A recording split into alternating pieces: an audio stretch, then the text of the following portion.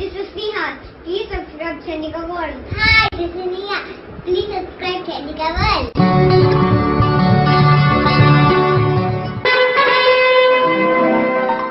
విఫలమైన నా కోర్కెలు వేలాడే గుమ్మల్లో ఆశల అడుగులు వినపడి అంతలో పోయాయి. కోర్కెలు విఫలమవటం, ఆశలు ఆవిరవటం, ఈ రెండు అనుభూతులు మనుషులకు కొత్తేమీ కాదు. అనుభూతి చెందకుండా రచయిత గుంటూరు శేషేంద్ర శర్మ గారు ఆర్ద్రత నిండిన ఈ గేయాన్ని ఆవిష్కరింపగలిగేవారు కాదు. కష్టాలు చూసి మనసు తడి చెందితే కవులు కవిత్వం రాసి ఊరుకుంటారేమో గాని సంస్కరణా దృక్పథం ఉన్నవారు కేవలం అనుభూతి చెంది నిశ్శబ్దంగా ఉండలేరు. మనుషులను మాయబుచ్చుతూ ఆటాడుకుంటున్న విధి విన్యాసాల రహస్యాలను ఛేదించి వాటిని వెల్లడి చేసి జనాలను జాగృతం చేయాలని ప్రయత్నిస్తారు. మనం చేసే పని 10 మందికి ఉపయోగపడే మంచి అంశం అయితే విశ్వం సంతసించి స్వాగతిస్తుంది. మీకు చెప్పమని విశ్వం స్ఫురణ ద్వారా నాకు ఒక సందేశం పంపించింది. మనం విధివశాత్తు ఎప్పుడైనా కిందకు జారుతుంటాం. ఆర్థికంగా కావచ్చు, నైతికంగా కావచ్చు, ఉద్వేగంగా కావచ్చు, ఆత్మగౌరవ సంబంధం కావచ్చు. 2 అడుగులు జారగానే అప్రమత్తం కావాలి. మరలా పైకి ఎగబాకాలని తొందరపడకుండా ఉన్న చోటనే గట్టిగా నిలబడి మరింత కిందకు దిగజారకుండా చూసుకోవాలి. లేకుంటే పూర్తిగా కిందకు జారాక పైకి రావటం చాలా చాలా కష్టం. 4 రోజులు ఓర్చుకుంటే శిఖరం చేరటం ఖాయం. హితులారా, ఓర్చుకుంటే బాగుపడతావు, లేకుంటే చెదిరిపోతావు, పతనమవుతావు అని భగవద్గీతలో చెప్పబడి ఉంది. జ్యోతిష్యం అందున రాహుకేతువుల గురించి అర్థం కావాలంటే భుజబలం బుద్ధిబలం ఉంటే సరిపోదు. టన్నులు ఓర్పు కావాలని డప్పు కొట్టి మరీ చెబుతూ ఈ వీడియో ప్రారంభిస్తున్నాను.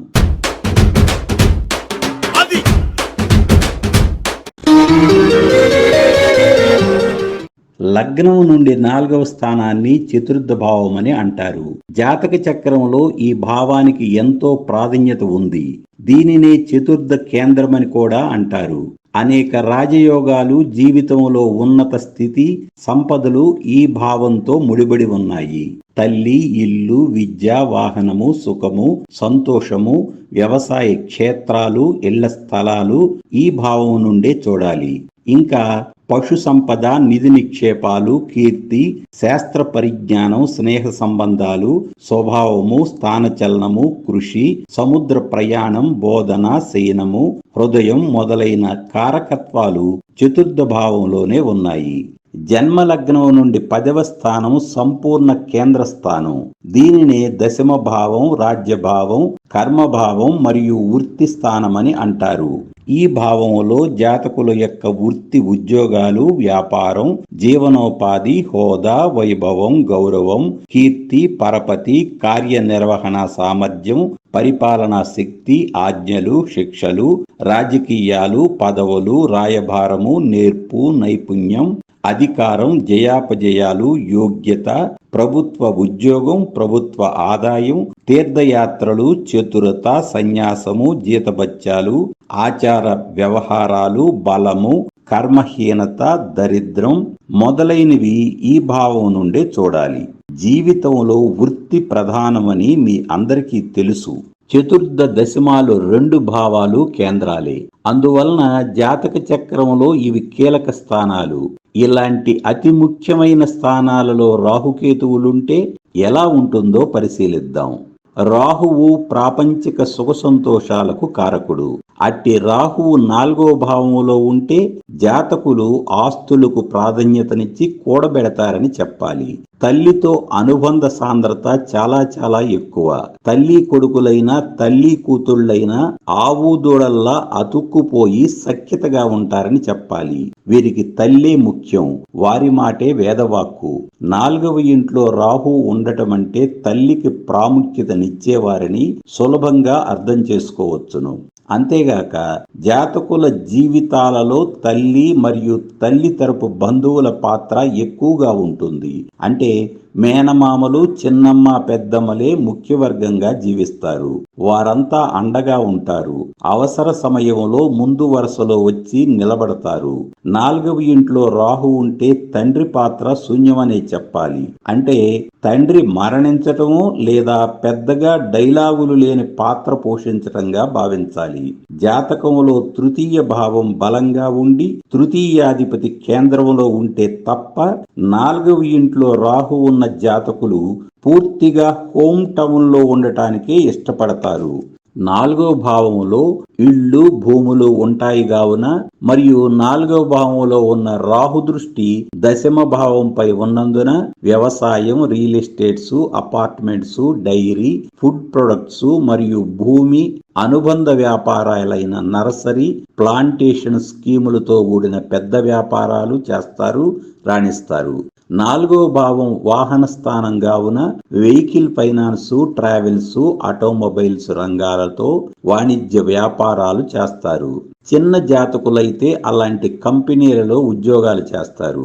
కొంచెం మధ్యమ యోగ జాతకులైతే ఇప్పుడు నేను చెప్పిన వ్యాపార సంస్థలలో కీలక ఉద్యోగ బాధ్యతలు నిర్వహించి ఓనర్స్ కంటే ఎక్కువ సంపాదిస్తారు.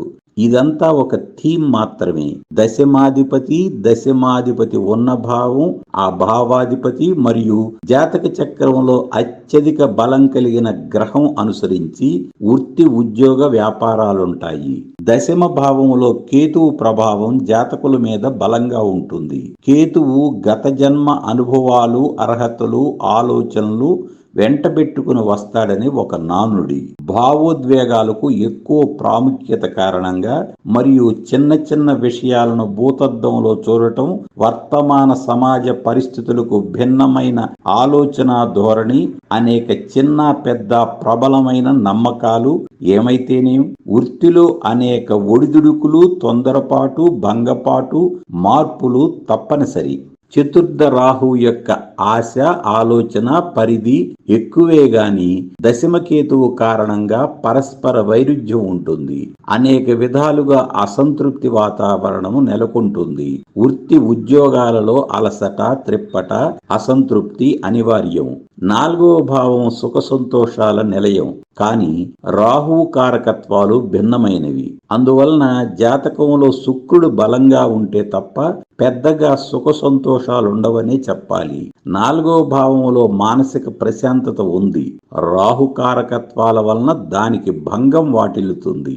డబ్బుతో వచ్చే రాజభోగాలకు, హంసతూలిక తల్పాలకు, ఇట్టి భౌతిక అట్టహాసాలకు కొదవ ఏమీ ఉండదు.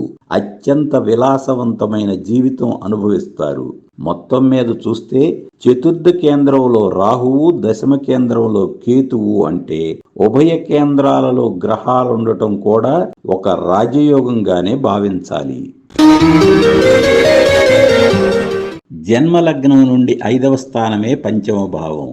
దీన్ని కోణస్థానమని, లక్ష్మీస్థానమని, మంత్రస్థానమని అంటారు. జ్యోతిష్యంలో కేంద్ర కోణాలకు అత్యంత ప్రాధాన్యత ఉంది. విద్యాబుద్ధులు, సంతానము, ఉన్నత మనస్సు, ఉన్నత విద్య, ఉన్నత ప్రేమ ఈ భావంలోనే ఉన్నాయి. ఇంకా లలిత కళలు, సృజనాత్మకత, జ్ఞాపక శక్తి, నేర్పు, దేవతా ఉపాసన పంచమ భావ కారకత్వాలే. జన్మలగ్నం నుండి 11వ స్థానమే ఏకాదశి భావం. 11వ భావ ప్రత్యేకత గురించి క్షుణ్ణంగా తెలియాలంటే మన ఛానల్లో 11వ భావం గురించిన వీడియో ఉంది, పరిశీలించండి. జాతక చక్రంలో ఏ భావానికి లేని ప్రత్యేకత ఈ భావానికి ఉంది. దీనికి పాపస్థానముగా మరియు ఉపచయమని పేరు. 3, 6, 10, 11 స్థానములకు ఉపచయములని పేరు. ఆ విధంగా 11వ భావానికి శాస్త్రం ఉపచయాలలో చోటు కల్పించింది. మరల 3, 6, 11లను త్రిషాడయములు అంటారు. అదేవిధంగా 2, 5, 8, 11 స్థానములను పణపరములు అని అంటారు. శాస్త్రం ఇక్కడ చోటు కల్పించింది. అన్నిటికన్నా ముఖ్యంగా శుభస్థానములైన 1, 2, 4, 5, 7, 9, 10, 11 స్థానాలలో ధనలాభాలైన 2, 11 భావాలకు శాస్త్రమే చోటు కల్పించింది. ఒక్క ముక్కలో చెప్పాలంటే ఒక్క శుక్రుడు తప్ప మిగిలిన 8 గ్రహాలు 11వ స్థానమైన లాభభావంలో యోగించగలవని శాస్త్రం చెబుతుంది. పూర్వ పండితులు ఎందరో ఈ విషయాన్ని ధృవీకరించారు. కావున 11వ భావంలో కేతువు యోగించగలడని నిర్బంధంగా మనం భావించాలి. చరలగ్నాలకు 11వ స్థానం బాధక స్థానం కూడా, లాభాధిపతి బాధకాధిపతి కూడా. అయితే సంపదలు, వారసత్వపు ఆస్తి, శ్రేయస్సు, వ్యాపార లాభాలు, లాటరీలు, జ్యేష్ఠ సోదరీ సోదరుల గురించి ఈ భావంలోనే చూడాలి. ఇంతటి ప్రాముఖ్యమైన 5వ భావంలో రాహువు, 11వ భావంలో కేతువు ఉంటే ఎలా ఉంటుందో పరిశీలిద్దాం. బుద్ధి 5వ భావంలోనే ఉంది. అందువలన జాతకులు లోకంతో వ్యవహరించే తీరు, తత్ఫలితంగా వారు పొందగల లాభాలు 5, 11 భావాల ద్వారా నిర్ణయమవుతుంది. 5వ భావంలో రాహు ఉంటే సంతాన భావానికి ఇబ్బందని, వీరు కఠిన హృదయులని జ్యోతిష ప్రపంచంలో బహుళ ప్రచారం ఉంది. ఇంతగా ప్రతికూలంగా ఏమీ భయపడనవసరం లేదు. సహజంగా రాహువు సొంత విషయాలకు ప్రాధాన్యత కావున కఠిన హృదయుడనే ప్రక్షిప్తం తర్వాత కాలంలో చేరి ఉండవచ్చును. జాతక చక్రంలో పంచమాధిపతి గురువు, యోగకారకుడు, భాగ్యాధిపతి, వీరిలో ఏ ఒక్కరు బలంగా ఉన్నా సంతాన యోగం ఉంటుంది. మహా ఇబ్బంది అయితే గర్భస్రావాలు జరిగే అవకాశం ఉందని చెప్పాలి, అంతే. నిస్సంత యోగం అనగా సంతానలేమి ఇతర పాపగ్రహ వేదలుంటే మాత్రమే అని భావించాలి.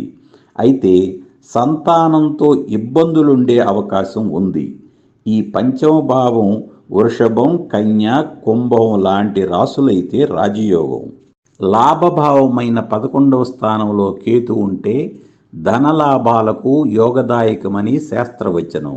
ముఖ్యంగా స్పెక్యులేషన్ వ్యవహారాలు అంటే షేర్లు, లాటరీలు, పెట్టుబడుల మీద వడ్డీలు, రాయితీలు, భాగస్వామ్యాలు, ఫైనాన్సు, బ్యాంకింగు ఇత్యాది రంగాలు కార్యకలాపాల ద్వారా లాభాలు ఆర్జించగలరు. దయ, సానుభూతి, సహృదయం లాంటి సుగుణాలుంటాయి. రాహుకేతువులను విడివిడిగా చూడకూడదనేది ఇందుకే. జాతకుల యొక్క కేతువు 11వ భావంలో ఉన్నాడంటే అది వారి గత జన్మ ప్రేరేపితాన్ని తెలియజేస్తుంది. కేతువు 11వ భావంలో ఉంటే అదృష్ట జాతకులని చెప్పాలి. ఇంకా అందంగా, ఆకర్షణీయంగా, హుందాగా ఉంటారు. మంచి విద్యా పాండిత్యాలు ఉంటాయి. ఒక విధమైన తేజస్సు ముఖంలో ఉట్టిపడుతుంది. ఒకవేళ లగ్నములో శని వలన నలుపు రంగు శరీరం వచ్చినా 11వ భావంలో కేతువు కారణంగా నల్ల నేరేడు పండులాగా ఒక ఆకర్షణతో ఉంటారు.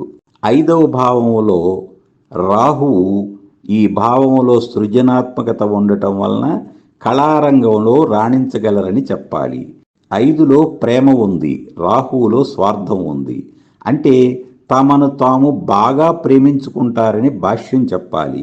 సినిమాలలో నటించి మెప్పించగల నైపుణ్యం ఉంటుంది. ఈ 5వ భావం తుల అయితే సింగర్స్గా రాణిస్తారు. విద్యా సంస్థలు, మీడియా సంస్థలు నిర్వహించగలరు. ఇతర గ్రహస్థితులు బాగుండి రాజకీయాధికారం చిక్కితే 5లో రాహువు నిరంకుశ ధోరణి చూపించగలడు. లాభభావంపై పాపగ్రహ వేదలుంటే ఎక్కువ స్నేహితులుండరని ఇంట్రావర్ట్లుగా అవతరించగలరు. అందువలన 5మ రాహువు, లాభకేతువు ప్రధానంగా యోగమనే చెప్పాలి. ఇతర పాపగ్రహ వేదలుంటే మిశ్రమ ఫలితాలుంటాయి.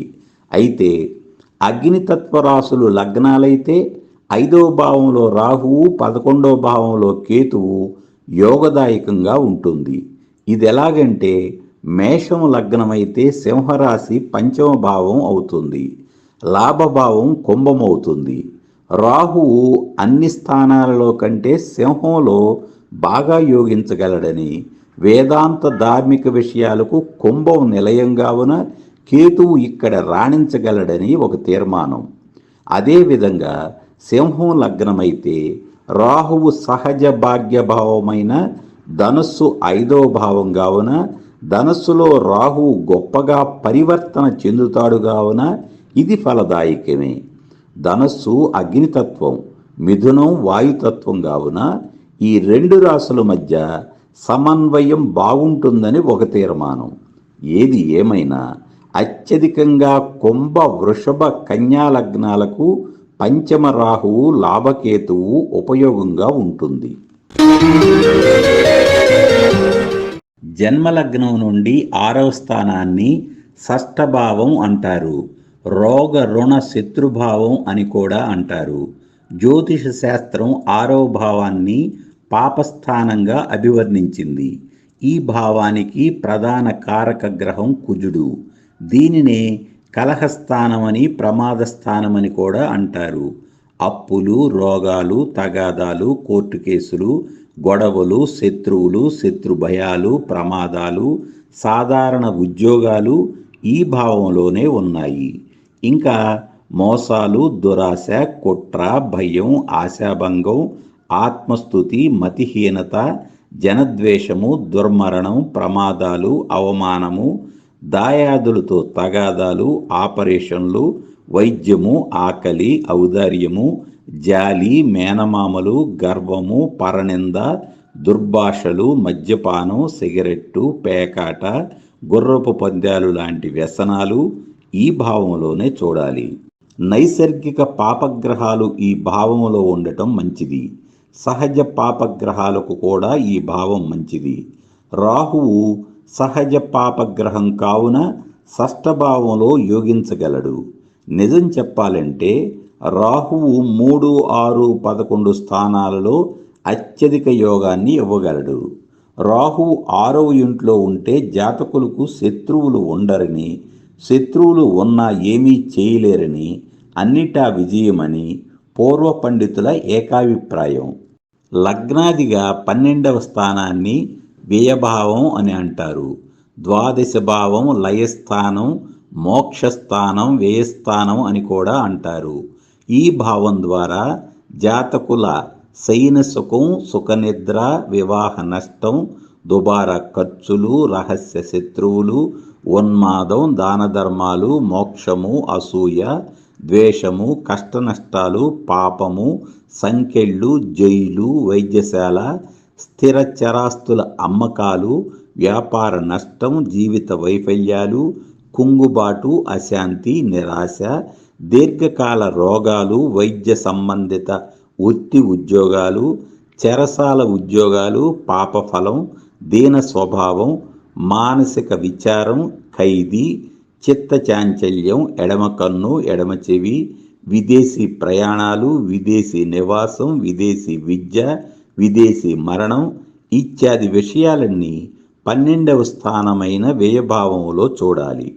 మరీ ముఖ్యంగా సన్యాసము, సద్వ్యయము, మోక్షము, ఆధ్యాత్మిక చింతన, ఆత్మజ్ఞానం ఈ కారకత్వాలు 12వ స్థానంలోనే ఉన్నాయి.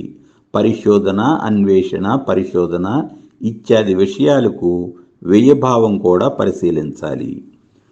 6వ భావంలో రాహువు దీర్ఘాయుషును, సంపదలను ఇవ్వగలడు.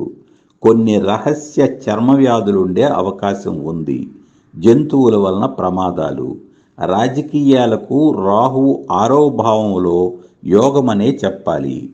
వ్యయకేతువు నిరంతరాన్వేషణ, తద్వారా నిరంతర ఆలోచనలను ఇవ్వగలడు. అది మానసిక ఒంటరితనం వలన కావచ్చును, పరిశీలన, పరిశోధనకు సంబంధం కావచ్చును. అట్టడుగు వర్గాల మీద సానుభూతి, భూతదయ ఉంటాయి. నిరంతరాన్వేషణ జరిపే ఉత్తమాభిరుచి ఉండే మంచి మనుషులని చెప్పాలి. అంతగా ఉపయోగం లేని అంశాలపై ఖర్చు చేస్తారు. పాపచింతన, ఆధ్యాత్మిక విషయాలపై ఆసక్తి, అనురక్తి ఉంటుంది. రాహుకేతువుల జంట గ్రహాలకు అత్యధిక క్లిష్టతరమైన స్థానాలు మరియు అదృష్ట స్థానాలు కూడా 6, 12 అనే చెప్పాలి. ఇట్టి జాతకులకు శిశుప్రాయం నుండే గొప్ప పరిశీలనా శక్తి ఉంటుందని, పరిస్థితులే శత్రువులుగా అవతరించి వాటన్నింటినీ జయించి విజేయులుగా అవతరించి స్వీయ అనుభవంతో గొప్ప జ్ఞానాన్ని సంపాదించగలరని చెప్పాలి. అంటే వీరి జాతకంలో బాల్యం క్లిష్ట పరిస్థితులతో కూడి కష్టనష్టాలతో కూడుకొని ఉంటుందని చెప్పాలి. జాతకంలో యోగకారక గ్రహం గురువు బలంగా ఉండి కేంద్ర కోణాలను శుభపరిచిన ఎడ్ల ఈ జాతకులకు దివ్య దృష్టి మరియు అతీంద్రియ జ్ఞానం ఉంటుందని చెప్పాలి. వైద్య రంగంలో, ఫార్మా రంగంలో రాణించగలరు. ట్రైనర్స్గా, టీచర్స్గా, హీలర్స్గా, ప్రొఫెసర్స్గా, ప్రవచనకర్తలుగా, మతబోధకులుగా, జ్యోతిష్కులుగా, వ్యాపారస్తులుగా పనిచేయగలరు. 6వ ఇంట్లో రాహువు తెగింపును, నిర్భయత్వాన్ని, 12వ ఇంట్లో కేతువు పారమార్థిక చింతనను ఇవ్వగలడు. మరిన్ని భావాల గురించి తర్వాత వీడియోలలో చెప్పగలనని తెలియజేస్తూ ముగిస్తున్నాను. మీ అందరికీ శుభాకాంక్షలు తెలియజేస్తూ సెలవు తీసుకుంటున్నాను.